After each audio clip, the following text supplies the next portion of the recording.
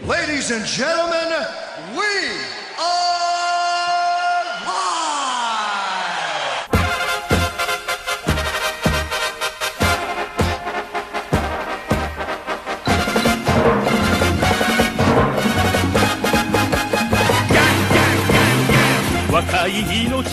Thank you for joining Getting Lucky with Robert Curtis. I am the professional idiot, Lucky Robert Curtis. I'm a columnist for WhatCulture.com. Joining us today, our co-host is English Thom Burton. He is to MMA what Elton John is to fabulousness. Damn, that is a mouthful there. Hi guys, thanks for having me on. Listen to that lovely, lovely accent. I know that this is going to be a treat. I probably won't listen to anything you say, just how you say it. Today we're going to be previewing the UFC on Fox 5 card, but first we've got some news and notes.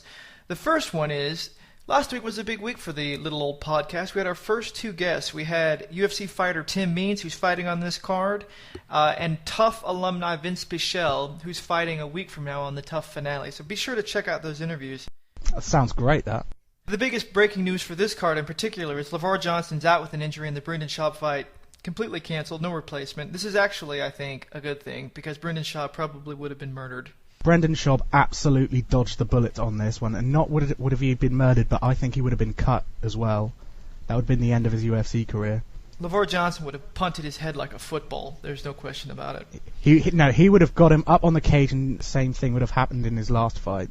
Yeah, pawing at the unicorns. Yeah, exactly. By the way, love you, Brendan Schaub. Love to have you on the show. Also, Mike Easton, he's on the FX undercard. This is actually going to be his third opponent. He was originally slated to fight TJ Dillashaw. Dillashaw got injured. Then he was supposed to fight Brian Caraway. He got injured. And as late as November 21st, he's actually going to get Rafael Assunção. Rafael's a top-ranked bantamweight.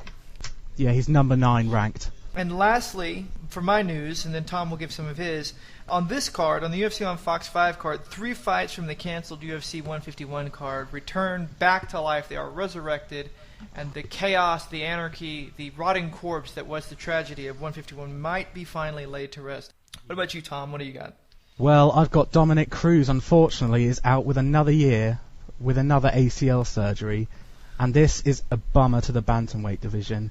The question is, will the UFC strip him from his bantamweight title and give it to the current interim champion, Renan Barão?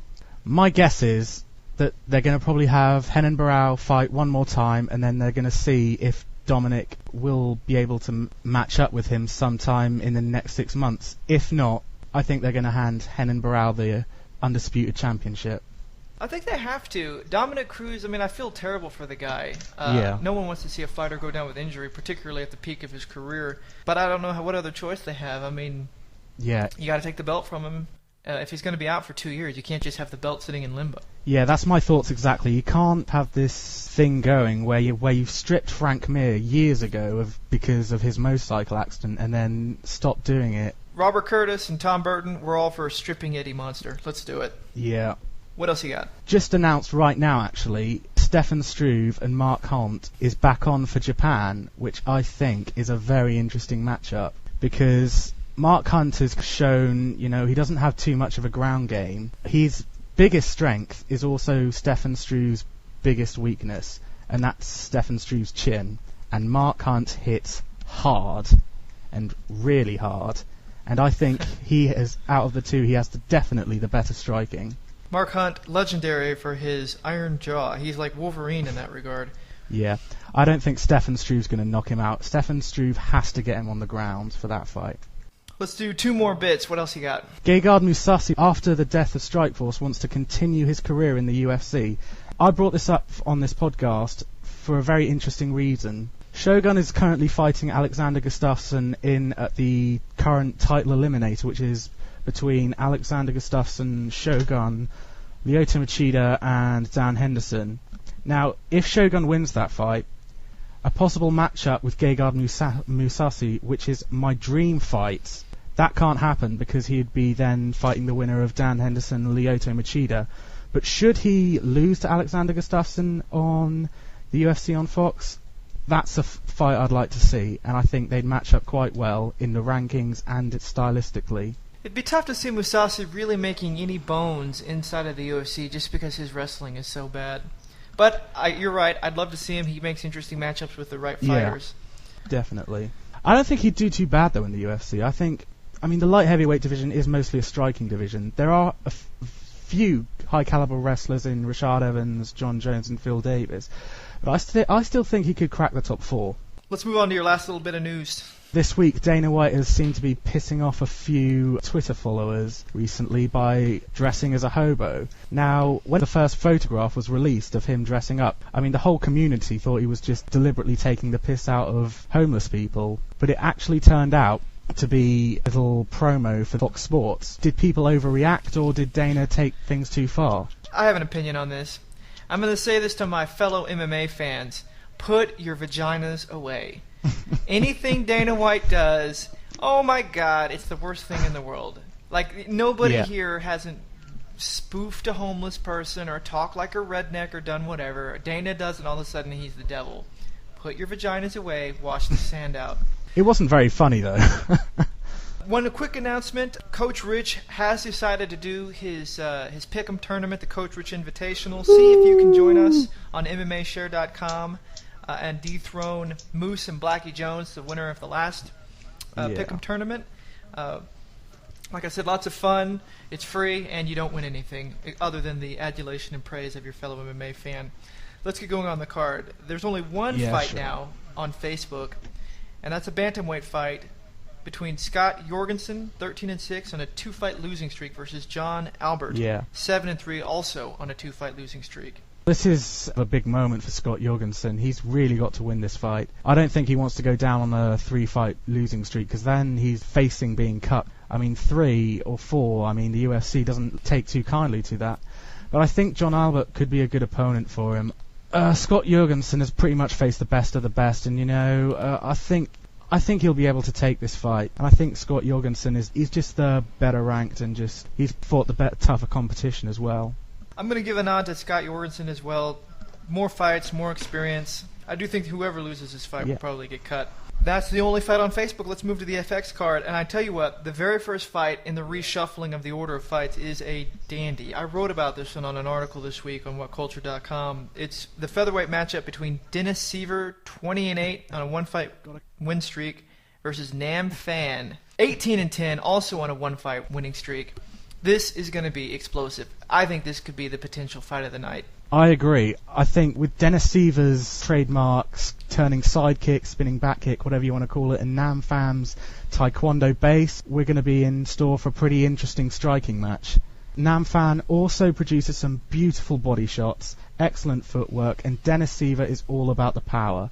Dennis Siver loves to use the lead head kick and use the teep kick. He mixes his kicks up, keeps his opponent at distance, and he also possesses some power in his hands. Phan, this is a rarity in MMA. Probably it would be a good idea to take a probably side stance, and that will make yourself a smaller target, and that's something that I could see Phan doing to neutralize Dennis Siver's kick. I think Phan should engage a little bit on the stand-up, but I think he's got the much stronger all-around game. He's got more grappling credentials than Siver. I think if he really wants to win this, he's got to take it to the ground. One thing about Dennis Siver, the guy is an ethnic German that was born in Russia. He's obviously filled with self-loathing. And Phan, Vietnamese, I'm always going to cheer for the Vietnamese, even though I think Dennis Siver takes this one. Really? You going for Dennis Siver? I do. It is a tough one, but I'm going to go for Phan. I'm going to go with the Vietnamese fighter. My wife's Vietnamese, and she's going to hate me for making that pick, but I'm sorry. I think Dennis Siver takes this one. Next fight, a lightweight matchup. Tim Means, 18-3-1 on a 9-fight winning streak, 11 fights undefeated, versus UFC newcomer Abel Trujillo, 9-4 on a 4-fight win streak. We had Tim Means on the podcast. Check it out. Just want to throw that in there again. Try to remain unbiased on this one, Rob. Try to remain unbiased. Tim Means slaughters him. I think so too. One of the things I think that Abel Trujillo is going to run into is, and Tim and I talked about this, is Abel keeps his hands low, which a lot of wrestlers do so they can break that single leg a lot faster. And with a guy with a jab like Means, I think he's going to destroy Trujillo just like he did Justin Salas. You actually brought that up on the podcast, didn't you? You mentioned that he kept his hands low, and Tim Means just said he is going to absolutely take advantage of that and hopefully try and knock Abel Trujillo's head off. Trujillo's quite interesting, actually. He has been a bit inconsistent in the past, but with the recent move to the Black Zillions, he's currently put on a 4-fight win streak. Could be a major turnaround for Trujillo, and I mean, a lot of people may be underwriting him. He could take it, but I'm going to still go with Tim Means. I'm with you on this, Rob. What I love about Tim Means' game is he uses his reach advantage brilliantly. He keeps his opponent at bay with jabs, some crosses. He also takes a book out of Carlos Condit's game, because I think they did used to train together. He uses some of Carlos Condit's signature moves like the teep kick. Also dangerous with the knees too. Yeah, he uses the knees to the body on the cage as well. If you fail a takedown, Tim Means is immediately going to take your head in the clinch and knee you in the head. One of the things I don't think people realize, I didn't know it until Tim told me, was that he actually was a really, really good high school wrestler. So he doesn't have all the credentials like Abel Trujillo, who's an NAIA 4-time All-American. I mean, he's got the background, at least enough to stuff takedowns. I think this fight's going to be a massacre. Yeah. With that information, Let's move on to the next one. Another lightweight, Darren Cruikshank, 11-2 on a 5-fight winning streak versus Henry Martinez, 9-2, 1-fight win streak. So with Henry Martinez, you've got a guy fighting out of Greg Jackson's camp, which has shown you've got a good corner with you. Darren Cruikshank, sorry if I pronounced that wrong, you got an NCAA Division III wrestler. He's kind of jumped between welterweight and lightweight, and he's also riding a 4-fight win streak, so the momentum is definitely with Cruikshank on this. Cruikshank's actually got a 5-fight win streak, and this is why I'm going to pick him, because his last fight he beat Chris Tickle. And for beating Chris Tickle, the most annoying guy on the Ultimate Fighter 15, I'm choosing Darren Cruikshank to take this victory. Yeah, I'm definitely choosing him too. He's definitely got the momentum on his side, and momentum's a good thing. I hope you like lightweight fights, because we've got a lot of them. The next one, also a lightweight fight, Ramsey Nijem, 6-2, 2-fight win streak versus Joe Proctor, 8-1 on a 4-fight win streak. Let me just say, Joe Proctor does not look like a mixed martial artist. He looks like the guy that would change your tires. They're both tough alumni. Ramsey I actually like because he has this Palestinian heritage, which I think is quite interesting. His only loss in the UFC was to Tony Ferguson, who is just a monster. He's racked up 2 wins since then, and I think things are looking good for him in the UFC. But I think Joe is going to take this because I just think he's the better fighter in this. I've got Ramsey, so we disagree there. Next fight, this is a huge FX undercard. Next fight, Rafael Assunção. We mentioned him before. He's 17-4 on a 2-fight win streak versus Mike Easton, 13-1 on an 8-fight win streak. Yeah. I wrote about Mike Easton. I think this guy is a contender in the making. Yeah, he's got 7 decisions, and maybe people don't look at him as a super exciting fighter, but I think he's got power, he's got great ground game, and his nickname is the Hulk, and that alone makes me choose him. Yeah, Mike Easton is huge. He kind of looks like the bantamweight version of Husimar Palhares. I mean, he's got a great base. He's got a black belt in Taekwondo and a black belt in Brazilian Jiu-Jitsu, and I think this guy's a monster. I think you're correct. He's definitely going to become a contender. I mean, the decisions could affect his rise because, I mean, most fans, they are pretty fickle and they only look at the guys that knock you out in 2 seconds or submit you. But I think Mike Easton is a definite contender, probably for the title as well. Yep, and I think Rafael Assunção is a bit overrated. He's 2-0 in his drop to bantamweight, but overall he's a 500 fighter, I think, in his last 6 fights. He's ranked number 9 in the division. I just think he's overrated. That's true. I think the number 9 is a definite overrated rank. I am definitely going to have to go with Mike Easton on this. Last fight on the FX card, Yves Edwards. 41-18-1. He's on a 1-fight losing streak versus Jeremy Little Heathen Stevens, 20-8 on a 2-fight losing streak. I don't know if this fight warrants being the last fight on the FX card, maybe just because these guys have some name value. But in terms of rising stock and falling stock, these guys shouldn't be the last fight. Well, this was because the VAR Johnson-Brendan Shaw match was pulled. The Jeremy Stevens-Yves Edwards fight was actually supposed to be set for UFC on FX5, but it got scrapped literally hours before the event because Stevens was arrested on out-of-state warrant and believed he was charged with assault. The UFC literally tried to pull him on bail, but believed the authorities just kept asking for more money. I mean, if that doesn't sound like corruption, I don't know what is. He's actually still being charged, and he's probably going to be facing a court date somewhere in January. I've got Jeremy Stephens winning this. I just have a feeling. I don't know. It's one of those gut feelings. I think he's going to take it. Jeremy Stephens' losses to Anthony Pettis and Donald Cerrone is nothing to be sad about. Stylistically, he matches up better. I think Jeremy Stephens is going to take it. Let's move to the main card on Fox. We've got 4 fights, and they're all actually pretty good. The first fight is a welterweight matchup with Mike Swick, 15-4 on a 1-fight winning streak, versus Matt Brown, 15-11 on a 3-fight win streak. So happy that Mike Swick is back, fully healthy it seems, from injury. Yeah, and it looks like the injury hasn't affected him either since he's come back. He's looked just as good as ever. Mike Swick, Matt Brown, I'm going to disagree with you on this. I think this is going to be fight of the night. I think this fight will go to a finish, so we're looking at either a knockout of the night, because both of these guys have a super high finish rate. I think Matt Brown's finished 13 fights, and I think Swick has finished, off the top of my head, I'm thinking like 12 fights. So someone's going to get finished, and just based off of if Mike Swick is completely healthy and he's back on his game, he's definitely a ranked welterweight, and I think he is clearly a class above Matt Brown. So knockout of the night for me here. What if I was to tell you Matt Brown has never been knocked out? Does that change anything for you? What if I were to tell you, what is it, Mike Swick I believe has 8 knockouts, if I remember correctly? That's true. I think we probably might see a more controlled Mike Swick in this fight. Going to stick to his game plan and not mess around with Matt Brown because he has just as good finishing rate. Matt Brown is pretty much all about the offense and just maybe lacking in the defense. Like he has submissions and knockout victories, but he's also been submitted himself. But Mike Swick, I think he's definitely going to go back into title contention. He was just in title contention before the injury and unfortunately losing the fight to Dan Hardy. I'm probably going to go Mike Swick on decision for me. I don't think Matt Brown's going to get knocked out. This fight's going to go to a finish, and I don't know whether Swick is going to knock him out or sub him. But just based off of the way these guys fight, they sort of all put it out there. They're fairly aggressive. They come forward. I'm picking Mike Swick for the fight.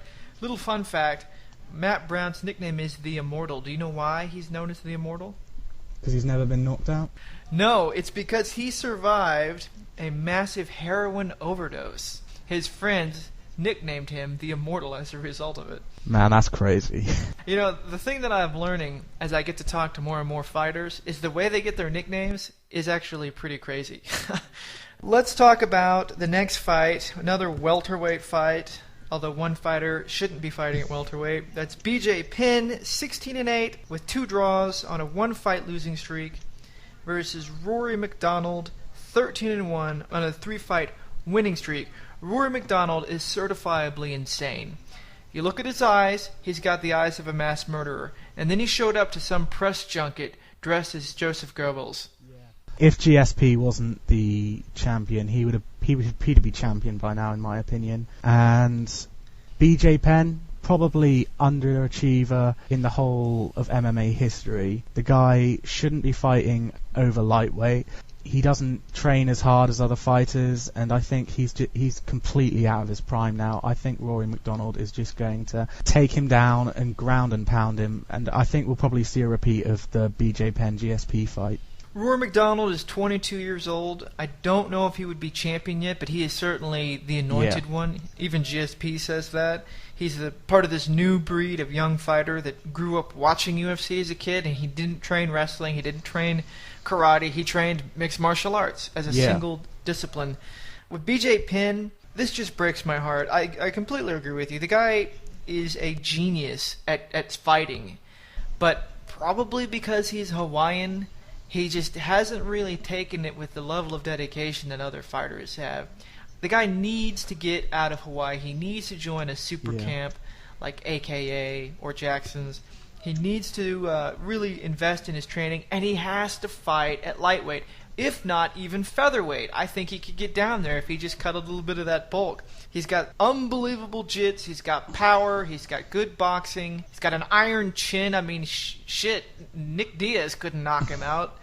He made him look like the Toxic Avenger, but he couldn't knock him out. And this is a lose-lose situation for BJ Penn. He's going to get beat.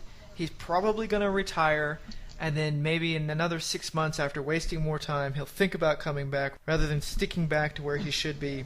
I know I'm beating a dead horse here, but BJ Penn lost to Frankie Edgar, and styles make fights, and Frankie had the perfect style for BJ. The bippity boppity jitterbug, pop pop pop, and moving out. But Frankie Edgar's not going to dominate the lightweights. I think he's just too little. But he was a perfect matchup for BJ Penn. Now, take Frankie out and put him as a featherweight. Now think about BJ Penn at his prime, he's only 33, against Ben Henderson. That instantly becomes a compelling fight if BJ's taking it seriously. I think BJ presents a lot of great matchups, but not at welterweight. This is a terrible fight. This is like Chael Sonnen versus John Jones. I don't want to see BJ get battered again.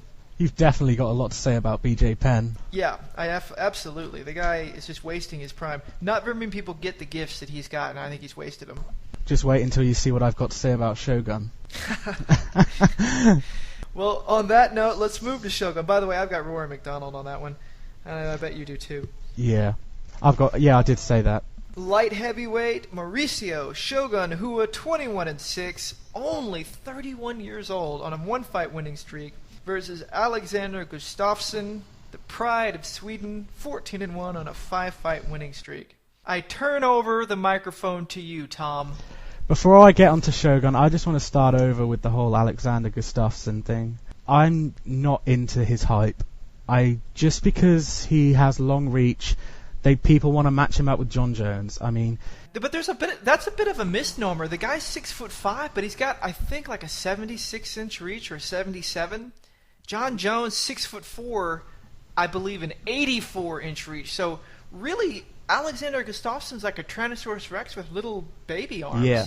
Comparatively. Yeah, he's definitely the taller guy, but the problem that I have with him is that he hasn't shown that he has the wrestling to compete at the high level of light heavyweight.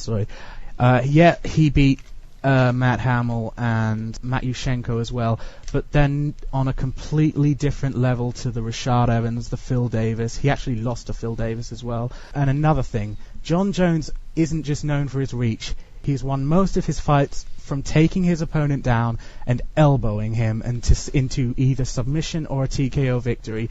And that's why I don't want to match Gustafsson up with John Jones in the next 2 years, because I don't think he's nowhere near ready for John Jones.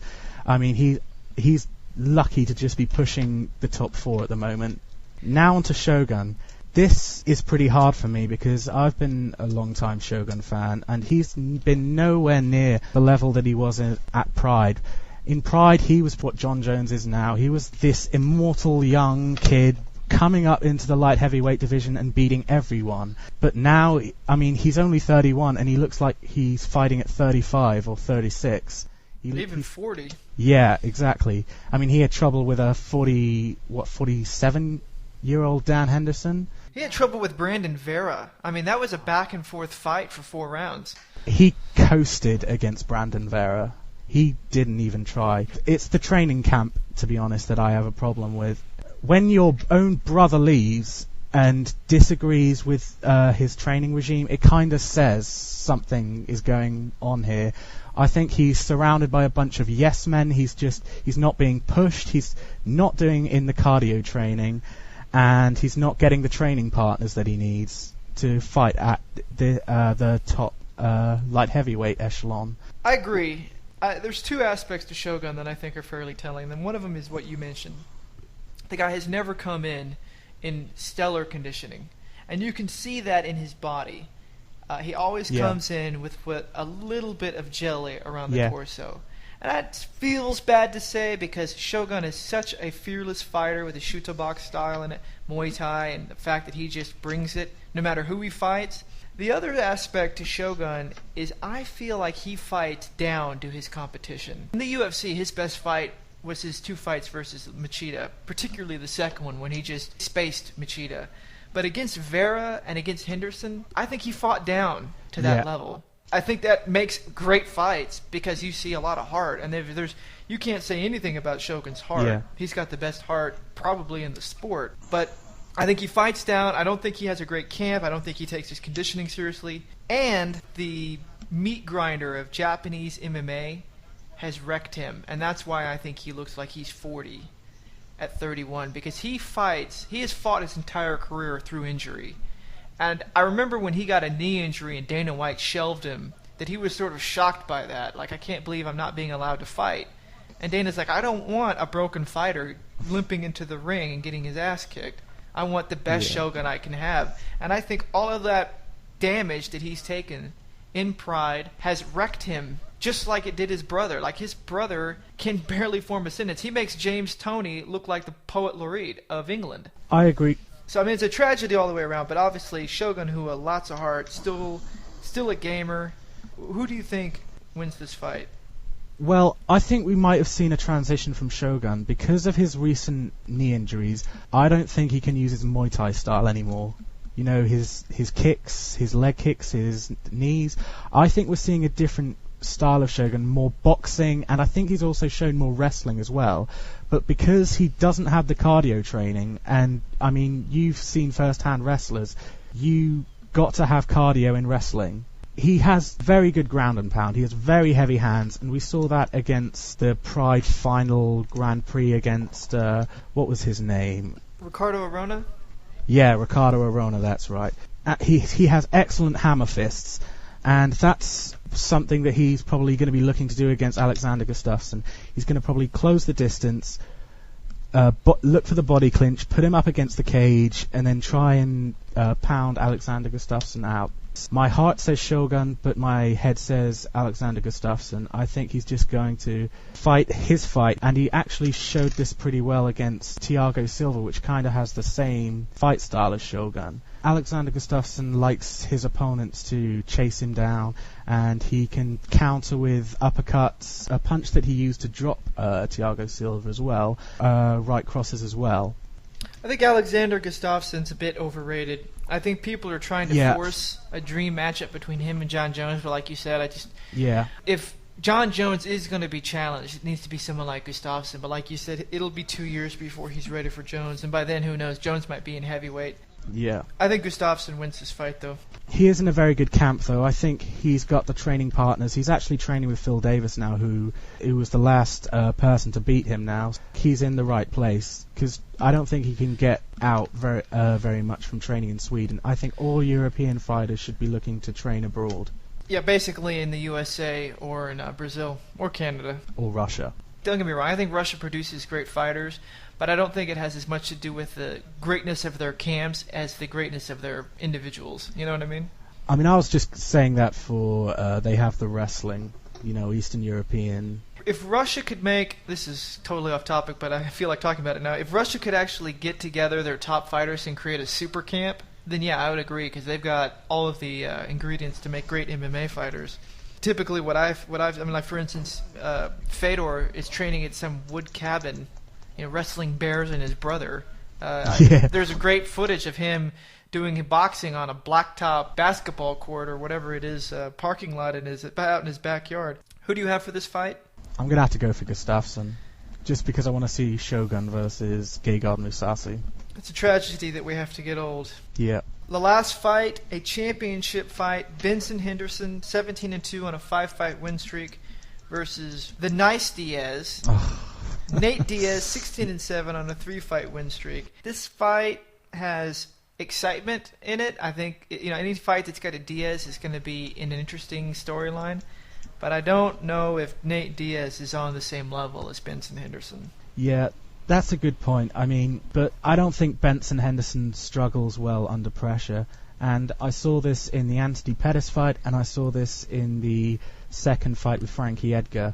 If I was to bring up an example in the Frankie Edgar fight, Benson Henderson started the fight absolutely kicking the shit out of Frankie's legs. But then Frankie punched him in the face, and Benson just stopped doing it.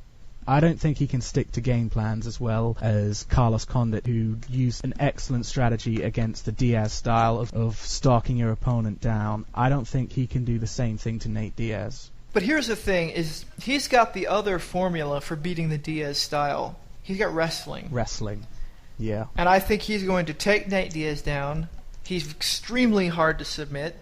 And I think Diaz is going to basically end up losing a decision, and then, like all of his other fights against wrestlers, like Guida and all the other, basically saying, I beat the guy up, but I got lost, the judges screwed me. Yeah.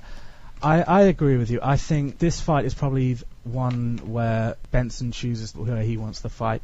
If it's kept standing, I think Nate Diaz is going to win. But if Benson can get him down and just avoid the submissions and control him, maybe throw in a few ground and pound, I think he'll win. But I think he might have to use a combination of the two rather than sticking to just wrestling. Just choose his moment to go for the takedown. Here's the thing that really pisses me off about Ben Henderson. Cut that damn hair, or braid it, or something, but inevitably, 30 seconds into the fight, it pops out of the ponytail, and he spends the rest of the fight moving it out of his eyes. That drives me nuts. Just cut your hair, Ben, or braid it. Do cornrows like Mariah Faber does. Just whatever you do, stop pushing your hair out of your eyes. That drives me nuts. It absolutely drives me insane. I think that's what led up to the Showtime kick. I think he was brushing his hair away while Anthony Pettis was running up the cage. I don't understand why fighters would have long hair. It is so absolutely opposite of what functionality and utility you would require in the cage. Shave your head. That's what I would do if I was a fighter. Actually, no, I wouldn't. I have a funny shaped head. I would have very short hair. Yeah, I'd agree. So I've got Ben Henderson winning this, probably by decision. Yeah, Ben Henderson will win a decision. If it's finished, Nate Diaz will win it. But I'm going to go for Ben. No, I'm going to go for Nate Diaz. I'm going to go against the grain. Just got to be different. Yeah, I got to be different. I gotta go from the guy from Stockton. I am actually a closet Diaz fan as well. So. 209, bitches. He's a great. All right, so let's look back at the card. Who do you have for fight of the night? I think I said this. I think Mike Swick and Matt Brown. I'm going to go Siver, Phan. Who do you have for knockout of the night? I'm going to go for Tim Means. Tim Means will definitely have a knockout. If Shogun knocks out Gustafsson, he'll get it, but I don't think he'll win. So I'll also go with Tim Means, the dirty bird. Yeah. Who do you have for submission of the night? Well, if Nate Diaz submits Henderson, he'll win it without a question. I'm going to go for Nate Diaz. He's all I can go for. I'll go with Jeremy Stevens. Why not? Yeah. I'll say sub of the night will come out of that fight on either side. Actually, what I'll say from my submission of the night, I don't think Nate Diaz is going to submit Henderson from being on the bottom or on the ground. I think he's going to knock him down and then sink in a rear naked choke from the knockdown while he's rocked. That's the only way I see him submitting Ben Henderson. I can't see him doing it from his back. Yeah, he definitely won't get a guillotine. Nobody chokes out Ben with a guillotine. So there you go. That's the fight. We'll be back for a review show next week. And then after that, obviously, we've got the two tough finales. We'll do a super show to do both shows. Tom will return with us. We'll also have a new guest co-host, Mitch. We've got a couple of guests in the works coming up for next week's shows. I'll give you a little tease on that. So this is George Soteropoulos, and I just got lucky with Robert Curtis. And finally, be sure to follow me on Twitter at Mr. Lucky Rob. I'm also a columnist on WhatCulture.com. Check out MMAshare.com, a global network of fans. Those are the guys that give us all of our questions. We steal a lot of insights and knowledge from them because, like I said, I'm an idiot. Tom, you got anything else you want to say before we go? Thanks for listening, guys. You can find me on Twitter on tburton_13. All right, that's it for our show. Be sure to check back with us next week. Thanks. Bye. ゲッタスパーク空高く味方合体ゲッタロボだガッツガッツゲッタガッツ3つの